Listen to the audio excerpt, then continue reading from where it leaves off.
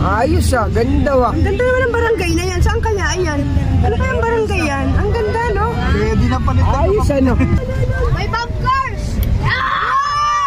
Oh my God! Oh my God! Yay! Oh my God ka dyan! Oh my God! So, yan. Mag-e-entrance muna ng 50 pesos.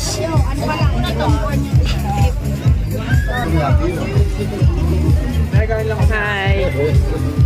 Hello po. Mga ka-Jokers, Pasko na po rito sa Pilipinas.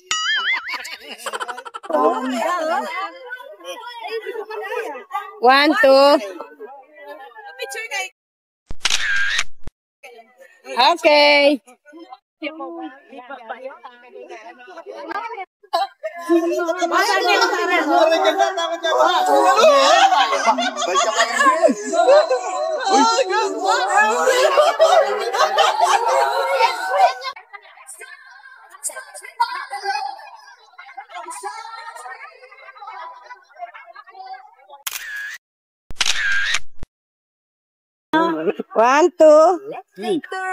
One, two. Okay. May live band pala pag Friday to Saturday sa rooftop. Sa taas.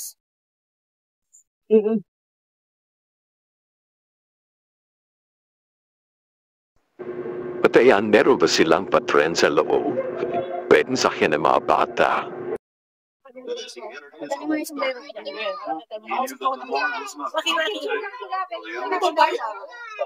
Pambata talaga yan, sir. Pambata lang daw.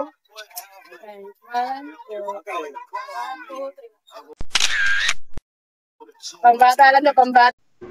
So kung titingnan ng paligid ngayon mga ka-Joker, hindi pa siya masyadong matao. Kasi nga, hindi pa naman peak season. Siguro pagdating ng December, it's a peak season na marami na itong tao. Malawas siya mga ka-Jokers. So di-enjoy talaga rito ang mga bata dahil napakadan pwedeng gawin mga activities and mga Yan, isulang ko kayong dalawa. Yan. Oo, pinakamaganda rito kasi pinaka-exit na to. Yung ano?